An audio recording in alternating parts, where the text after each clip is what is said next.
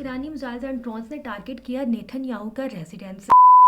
अस्सलाम एवरीवन, कैसे हैं आप सब? Hope you are doing well. आज की हमारी न्यू वीडियो में आप लोग का बहुत ज़्यादा वेलकम। आज हम देखने वाले ईरानी मिसाइल्स एंड ड्रोन्स ने टारगेट किया नेतन्याहू का रेजिडेंस। सो लास्ट काफ़ी अर्से से वर्ल्ड वॉर 3 की एक प्रॉब्लम चाह रही कि वर्ल्ड वॉर 3 स्टार्ट होने वाली है। आयतुल्लाह खमैनी को जिस तरीके से इन्होंने शब कत्ल किया, जिस तरीके से यूएस और इसराइल ने मिलकर उन पर अटैक किया उनकी जो रेजिडेंस पे। आज हम ये देखने वाले नेतन्याहू की बार बार खबर आ रही कि उसके जो उनसे ईरान ने उस पर हमला करके उसे मार दिया गया। कोई कहीं पे कहा जा रहा है उसकी मौत हो गई, कहीं पे कहा जा रहा है उसकी मौत नहीं हुई है।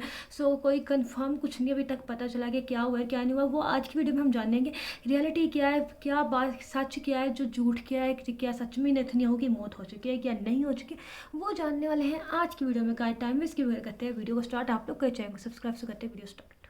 बिस्मिल्लाहिर्रहमानिर्रहीम, अस्सलाम वालेकुम। जो तबाही वालेकुम रात अस्सलाम। को ईरान ने कर दी है अमेरिका के फौजी अड्डों की, जो इजराइल की कर ओके दी है, आप यकीन कीजिए कि इजराइल के अंदर रहने वाले लोग कर रात ये ख्वाहिश कर रहे होंगे काश वो इस दुनिया में पैदा ना होते, या एटलीस्ट वो इजराइल में ना होते। जो इतनी तबाही कल ओके रात को इन्होंने की है, इतनी तबाही की है कि शायद ही कोई एरिया इजराइल का ऐसा हो जहां पर कोई 20 या 25 मिनट के लिए सोए। इतने मिसाइल मारे हैं इन्होंने, इतने ड्रोन्स मारे हैं, ओके मार मार कर इनका भुरकस निकाल दिया है। लेकिन इस सारी सूरत हाल को आगे चलकर तो ओके डिस्कस करेंगे, लेकिन असल केस ये है नेतन्याहू जिंदा है या मारा गया है, जो इस वक्त ओके सारी दुनिया जानना चाह रही है।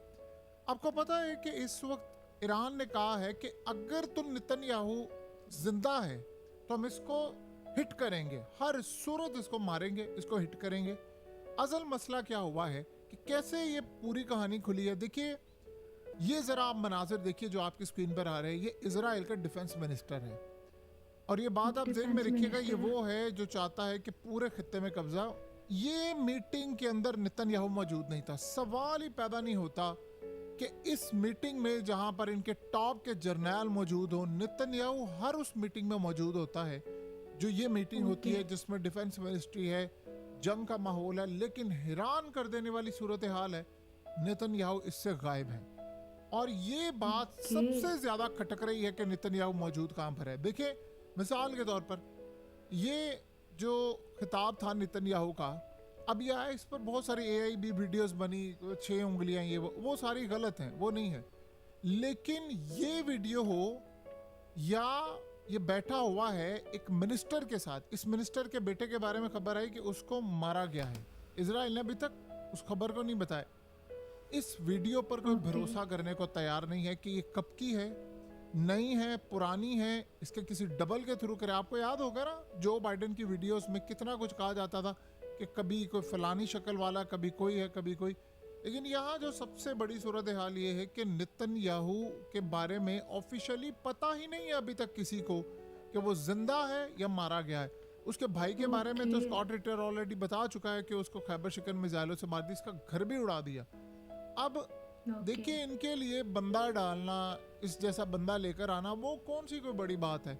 लेकिन सवाल ये है कि इतने ज्यादा पूरे वर्ल्ड में आज इजराइल ने कहा है वो जी झूठ बोला जा रहा है, नेतन्याहू जिंदा है, कोई मसला नहीं है। भाई, अगर ऐसी सूरत हाल है तो ऑफिशियली मीटिंग्स में जो करंट सूरत हाल को बताए, वहां पर लाने में या बड़े लोगों में या पार्लियामेंट में उसको लाने में कौन सा कोई बड़ा मसला है। आप वहां पर लाएं और ओके मौजूदा सूरत हाल के मुताबिक उसे तकरीर करवाएं जो करंट सिनेरियो के अंदर हो, कोई मसला नहीं है। लेकिन इस सूरत हाल के अंदर कोई बड़ा शख्स उससे मुलाकात नहीं कर पा रहा, ना पता चल पा रहा है वो कहां पर है, नहीं है।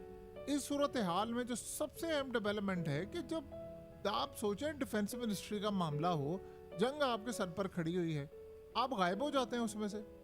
ये सवाल जो है वो पूरी तरह बेनकाब हुआ है। अब यहाँ पर कुछ मामला गड़बड़ है। आप जो मर्जी कहानी कराते ओके रहें, आज के दौर के अंदर जिन लोगों ने एआई बनाया, आप बताएं उनसे आप कोई बैद कर सकते हैं कि वो कोई ऐसा काम ना करे। आज मिसाल के तौर पर नासा की अगर आप टेक्नोलॉजी देखें, नासा जो ओके आज आपको तस्वीर दिखाता है वो आम लोगों के पास 100 साल के बाद वो टेक्नोलॉजी आएगी। या आज आप देख लें कि पुराने दौर में जो 1960 में नासा की तस्वीर हैं, आज भी वैसे कैमरे, मोबाइल जो वो किसी के पास मौजूद नहीं, वैसी टेक्नोलॉजी नहीं है किसी के पास। तो जो एआई है ये तमाम इंसानों के मतलब अभी पास तक है, की उससे बात की हजार लाख अकॉर्डिंग गुना ज्यादा नेतन्याहू इनके का पास है। सवाल कंफर्मेशन यहाँ नहीं पर है ये कि वो पैदा जिंदा है होता कि है कि मर इस वक्त गया। चल क्या रहा है।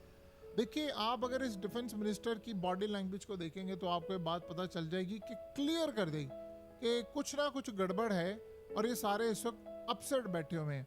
ओके। देखिए, इसराइल में इस वक्त इतनी तबाही हो रही है, इतनी ज्यादा तबाही हो रही है जिसका तस्वुर भी नहीं किया जा सकता कि इस वक्त उनके पास मिसाइल, हथियार, तमाम चीजें खत्म होती जा रही। और आप समझ लें ओके। कि जो रात को इन्होंने वेव मारी थी, अटैक किया था, उसमें सबसे बड़ी बात यह है कि आप जरा ये मनाजिर देखेंगे, इराक के अंदर ये ड्रोन उड़ता जा रहा है। अमेरिका की इतनी तबाही है कि ड्रोन उड़ता जा रहा है, उड़ता जा रहा है, उड़ता जा रहा है, और जाकर उसने इराक के अंदर इतनी अमेरिका के फौजी अड्डों को उड़ा कर रख दिया, तबाही मचाई है। अमेरिका इस खत्ते में सरवाइव नहीं कर सकता, ये आप ध्यान में रख लें। सवाल ही पैदा नहीं होता कि अमेरिका यहाँ पर सरवाइव कर जाए। जितनी उसकी तबाही हो रही है, कितनी देर तक वो इस जंग को लड़ सकता है। स्टेट ऑफ हॉर्मज नहीं आप खुलवा पाएंगे। आप हजार दफा कह रहे हम नेवी भेज रहे हैं, फलाना भेज रहे हैं, आपको दीवार के साथ लगा दिया गया है। तो ईरान के जो मिसाइल हुए, उन्हें लॉन्च किए, उन्होंने वही काम किया। वो आगे चलकर क्लस्टर मिसाइल बनते हैं और उसने असल में सारी रात जो तबाही मचाई है वो बड़ी खतरनाक है। ओके। और देखिए, खाली ये नहीं है, हिजबुल्लाह ने भी साथ अटैक करना शुरू कर दिया है। और इस सूरत हाल के अंदर इन्होंने अमेरिका के पूरे रीजन के अंदर फौजी अड्डों को तबाह किया है। और उससे भी बढ़कर उन्होंने जो प्रॉपर्टीज, ये वो कोई चीज अब इजराइल के अंदर रुक नहीं पा रही। देखिए, इन्होंने, ये लोग क्या कर रहे हैं, स्कूलों को हिट कर रहे हैं ईरान के अंदर, ये अस्पतालों को हिट कर रहे हैं, जिम को हिट कर रहे हैं, जो मीडिया चैनल्स है वहाँ पर हिट कर रहे हैं, बैंक्स को हिट कर रहे हैं। और ईरान वहाँ पर क्या कर रहा है, ईरान उनकी तबाही कर रहा है, उनके मिलिट्री साइट्स पर भी जा रहा है, और जो क्लस्टर मिसाइल्स हैं वहाँ से वो हिट कर रहे हैं। और ये आउट ऑफ कंट्रोल इस वक्त हो चुका हुआ है। यानी आप अंदाज़ा करें कि इस वक्त तेल का मसला क्या है, कि आप सोचें कि कहीं ना कहीं इस तेल की जो कीमत बढ़ी है उससे अमेरिका की कंपनीज कितना पैसा कमा रही हैं। आपको पता है कि जब तेल की कीमत $55 बैरल थी, तब अमेरिका की जो कंपनीज थी ब्रेक इवन पर चल रही थी। अब $100 बैरल पर है, तो आप अंदाज़ा करें कई $100 बिलियन इस वक्त इनकी कंपनीज कमा रही हैं। और उसका पैसा किसकी जेब में जा रहा है। यानी आप ये सोचें कि इस वक्त अमेरिकी मीडिया के अंदर ये बात कह दी गई है कि ईरान इस वक्त जो अमेरिका की तबाही कर रहा है, जो सबसे बड़ी सूरत हाल इस वक्त पैदा हो रही है कि डोनाल्ड ट्रंप ने जो भी फैसले कर रहे हैं, नेतन्याहू उसको ऐसी बंद गली में ले गया है, ऐसी बंद गली में ले गया है कि जहां पर ये लोग सरवाइव नहीं कर सकते। यानी अमेरिका के अंदर हालात इतने ख़राब हो जाए कि खाना जंगी हो जाए, लोग सड़कों पर आ जाए। क्योंकि आप ये सोचें कि रात को जो ईरान ने अटैक किया है, उन्होंने अमेरिका की जो ख़ास तौर पर F-35, F-16 फाइटर जेट्स के सारा इक्विपमेंट्स है वहाँ पर, जिसको ये तैयार करते हैं तमाम चीज़ें, वहाँ पर उन्होंने एरियाज में हिट किया है। सो अब ये पूरी तरह हिट कर रहे हैं, मार रहे हैं। और ये देखिए, सबसे बड़ी सूरत हाल ये है कि कुवैत की सिविलियन एयरपोर्ट पर अटैक हुआ और ईरान ने कहा जी हमने तो अटैक नहीं किया, ये अटैक अमेरिका ने किया है, ये अटैक इजराइल ने किया। तो कई जगहों पर जो अटैक हो रहा है उसमें ईरान बड़ा क्लियरली साथ कहता जा रहा है कि ना तो हमने ओमान पर अटैक किया है, ना हमने कुवैत पर अटैक किया है सिविलियन एरियाज में, ना हम सऊदी अरब पर सिविलियन एरियाज में अटैक किया है, और कतर समेत दीगर जगहों पर सिविलियन जो एरियाज है हम वहाँ पर अटैक नहीं कर रहे, वहाँ अमेरिका अटैक करे और इजराइल। और इन ममालिक को पैगाम पहुंचा दिया गया। इनके पैगाम के बाद ही जाकर हम्माद बिन जासिम जो साबिक प्राइम मिनिस्टर हैं और वजीर खारजा हैं, उन्होंने ये बात की है कि अब सारे मुस्लिम ममालिक को अपनी फौज बनानी चाहिए क्योंकि हमारे पास अब टाइम नहीं है। उनको ये बात समझ आ रही है कि ईरान तो चले हिट कर रहा है डिफेंस और ये फलाने को, लेकिन ये लोग क्या कर रहे हैं, ये लोग हमें ही मार रहे हैं ताकि ईरान पर इल्ज़ाम लगे और ये सूरत हाल हो। एयरपोर्ट्स पर लोग भाग रहे हैं। हालात इस वक्त इतने ज़्यादा इजराइल के अंदर ख़राब हो चुके हुए हैं, इतने ज़्यादा वो सरवाइव नहीं कर सकते। ज़्यादा देर आप जो मर्जी कर लें, आप सरवाइव नहीं कर सकते। सो अब अमेरिका इस वक्त सबसे ज़्यादा अपसेट है। देखिए, नेतन्याहू के बारे में जो भी आप बात कहें कि वो ईरान के अटैक में मारा गया है, जो कुछ भी है, असल कहानी ये है कि इतना ज़्यादा आसान और सादा मामला नहीं है जितना नज़र आ रहा है कि इजराइल के अंदर हाँ जी उसकी तस्वीर और फलाना। देखिए, इन टेक्नोलॉजी का मामला जहाँ तक है वो तो आप लोग जानते हैं कि ये लोग कहाँ पर है, कितनी यानी बड़े लेवल की ये चीज़ें बनाते हैं। लेकिन मसला एक चीज़ का है और वो ये है कि टाइमिंग बहुत ज़्यादा अहम है। देखिए, अगर उसका भाई मारा गया है, अगर खैबर शिकन मिसाइल से इनके डिफेंस मिनिस्टर मारे गए हैं, और सबसे बढ़कर जो इनके बंकर हैं, शेल्टर्स हैं, वो उड़ाए जा रहे हैं, तो फिर नेतन्याहू कहीं भी महफूज नहीं है।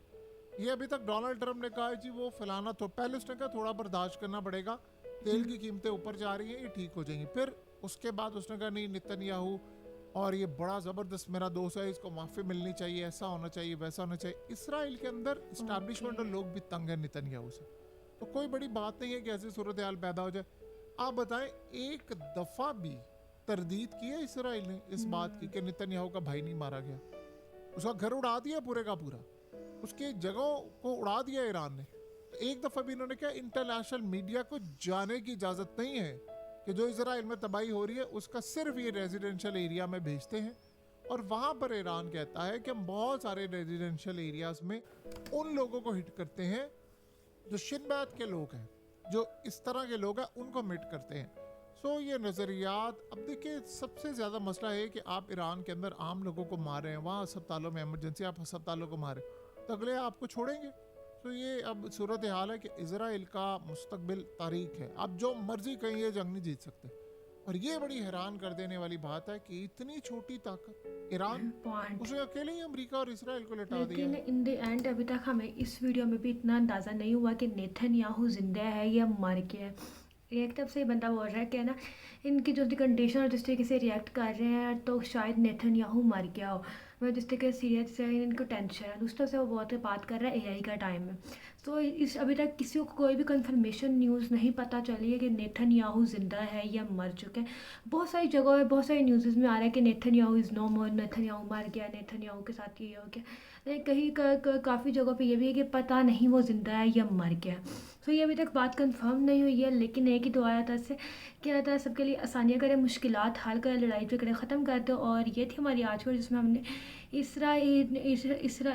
इसराइल के नेतन्याहू की स्टोरी सुनी। इसराइल पर जिस तरीके से अटैक हो रहे हैं और जिस तरीके से जो हो रहे मतलब इसराइली के ऊपर, इसराइलियों जब वो कोई बात कर रहे कि इसराइल के लोग सोच रहे होंगे काश हम इसराइल में होते ही नहीं, या फिर हम पैदा ही ना हुए होते। तो इस तरीके से इसराइल पे अटैक हो रहे हैं।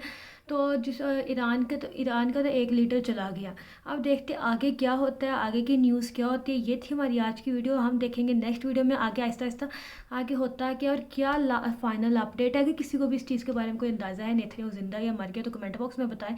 सो चैनल को सब्सक्राइब अपना रखिएगा ख्याल। हम मिलेंगे नेक्स्ट वीडियो, तक के लिए बाय बाय, अल्लाह हाफिज़।